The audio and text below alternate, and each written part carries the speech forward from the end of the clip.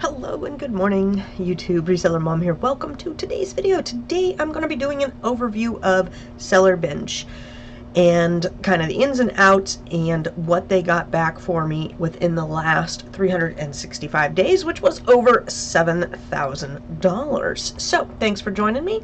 Let's get rolling.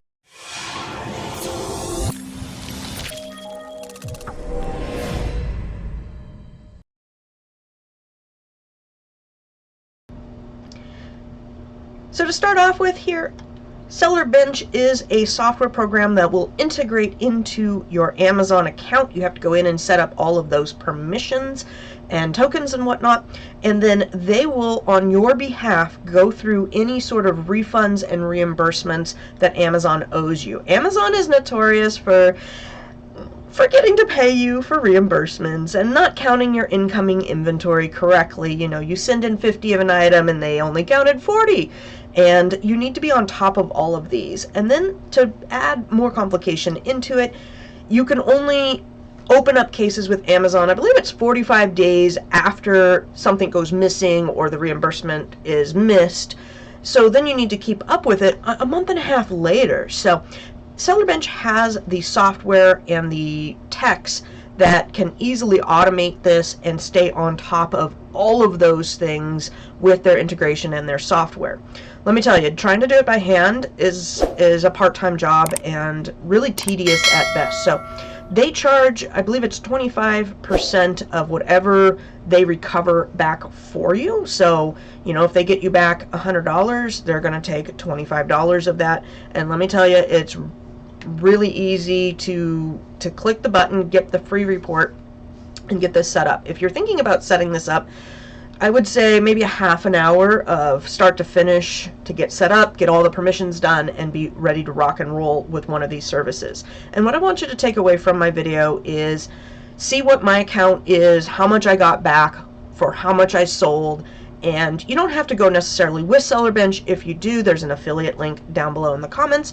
But I suggest you go with any sort of reimbursement software that you like. If you research some other ones and you like one over the other, you know what? Go for it. I just think that everybody at a certain point of sales, you need to start doing this because it will make sense to get some of that money back into your account because you can't keep up with these cases. So this is what the first page looks like, general overview. You can get a free report. That's really nice. I did that and I could see exactly how much they were going to recover for me and easily click, yeah, I do want to sign up with this service. So once you sign up, you get into this seller dashboard here. You can easily see your claims on inbound shipments.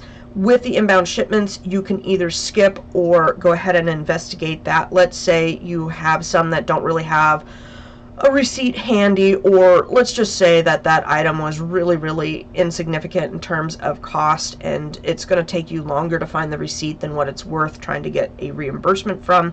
You can skip it, or you can have them investigate it and work with them to upload receipts if needed. Not all cases for inbound shipments will need a receipt or invoice, but sometimes they do, and you can make those decisions here.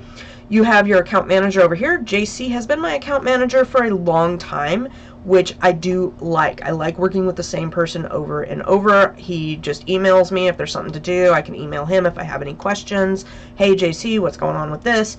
He's very prompt and gets back to me very quickly. And to me, it's a sign that the company is doing something right if they don't have a lot of turnover within their company. You know, it's just a big red flag if you get lots of different people handling your cases all the times, or reps handling you. I do like that aspect of it. So it has some unclaimed potential, recovered potential. You can click on all of these and go in and look at things. I took this snapshot this morning and he's already looked at my stuff 38 minutes ago. So he is definitely on top of it. And every once in a while he goes on vacation, but there's really, I set it and forget it, and I really don't log into this very much. I look at my monthly emails that sends me how much they're going to charge me and how much they claimed for me, and that's about it. It's so nice to have something kind of on autopilot. So here's, again, JC's information, you know, just so that you can click and you can easily contact your case manager.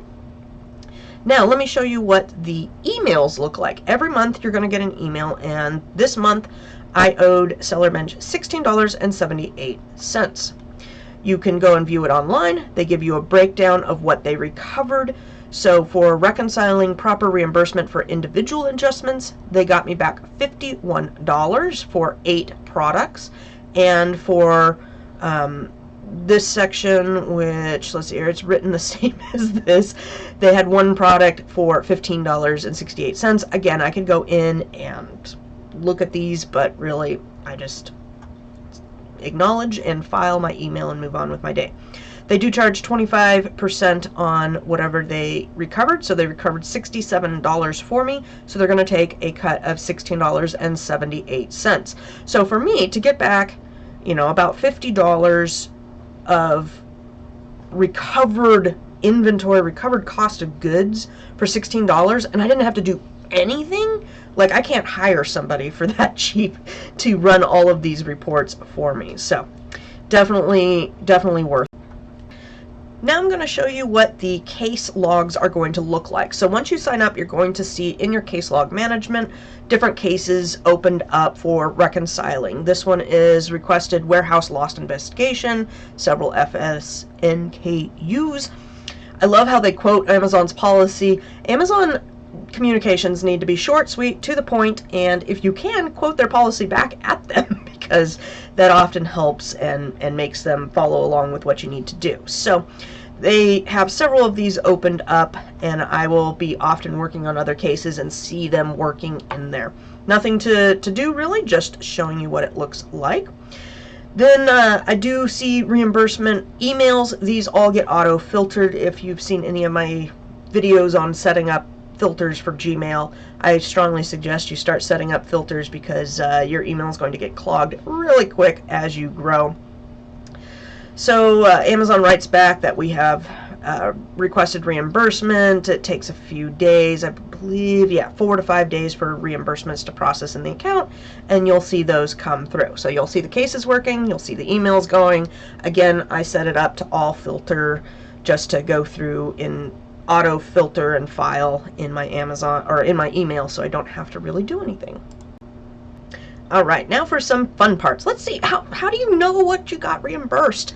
You go up to reports, you go to fulfillment, and over on the left you have to go down, and you do have to expand, show more, down a little ways to get to reimbursements. Click on reimbursements, and you can either view online or you can download. So if you just kind of want to see if you got something reimbursed, maybe you got something back in the mail and it's a pair of pants that didn't sell, and you want to kind of go see what happened with the case or whatnot, this is the section you're going to go to. For this video, I wanted to go ahead and poll, in the last year, how much sales did I do, how much did they recover for me, and where those reimbursements went, and do a little fancy math work. I would not do this on a monthly basis for sure, but I would say once a year you want to take these big bird eye views and see kind of what your matrix are with many aspects of Amazon. It gives you some insight, and it's good to look at every once in a while. So I went ahead and looked at yesterday. I had a couple reimbursements go through on February 14th and the 13th. I got $17 back there. I like that one. $5 there. I went and looked at what I paid for these items, and it was definitely more than what my cost of goods was, so really liked that.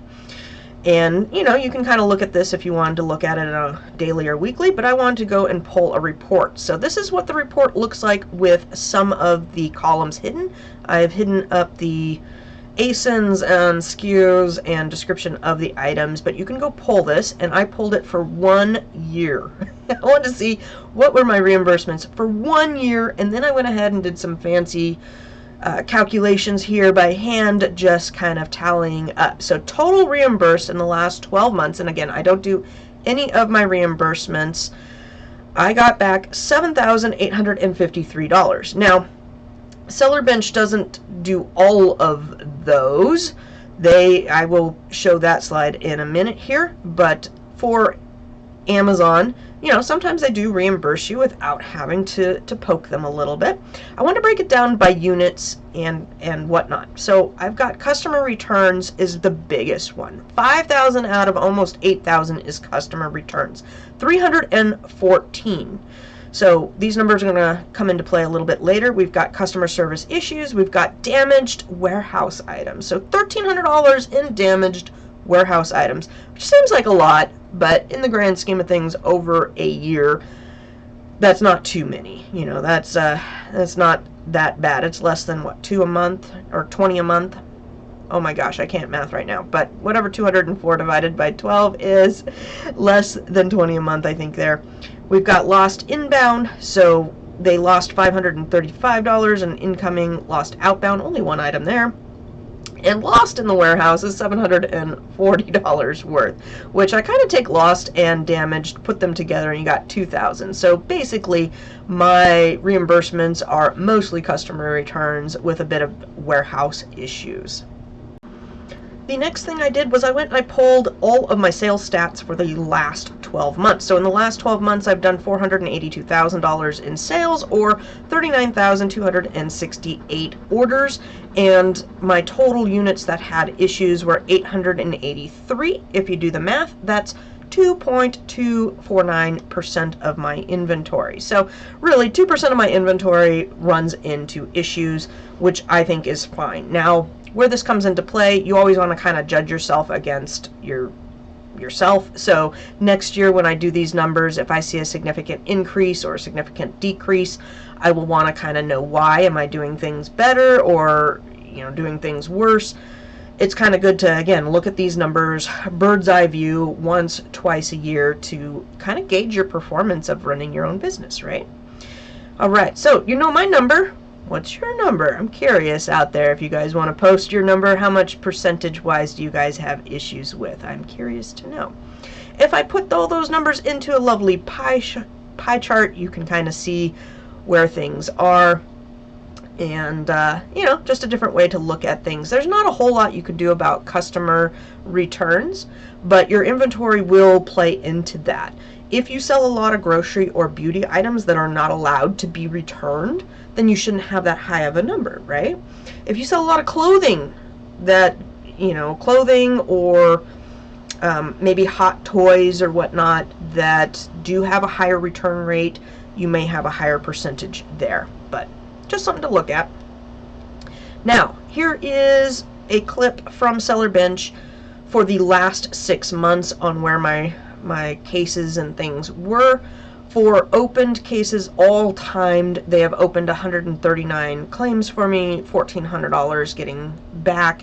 And let's see here, in the last 90 days, which includes most of Q4, well, maybe not. And today is the February 15th, so I would say it's still is a good chunk of the return season of the January or returnuary. $312 back, 28 claims, which is really not that bad. For the amount of things that I sold, I feel like that's a pretty good ratio there.